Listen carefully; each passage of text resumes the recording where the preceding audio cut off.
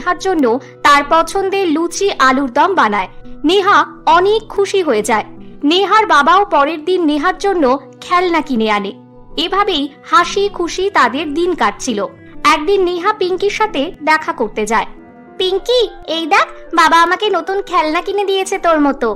আমার মতো হতেই পারে না, আমার বাবা আমাকে বিদেশ থেকে এনে দিয়েছে পুতুলটা। তোর বাবা আবার কবে বিদেশ গেল? বাবা তো গ্রামের একটা দোকান থেকে কিনে এনেছে। আচ্ছা, ওসব কথা ছাড়। তুই জানিস 2 সপ্তাহ পর আমার জন্মদিন।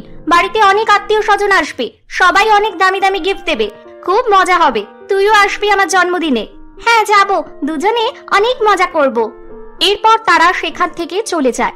রাতে ডিনার করতে করতে নেহা তার বাবাকে বলে, বাবা, আমার জন্মদিন কবে? পিঙ্কি বলছিল কিছুদিন পরেই ওর জন্মদিন। তোমার 4 দিন পরেই জন্মদিন নেহা। তাহলে আমার জন্মদিনে সব আত্মীয় স্বজনকে নেমন্তন্ন করা হবে, সবাই আমাকে অনেক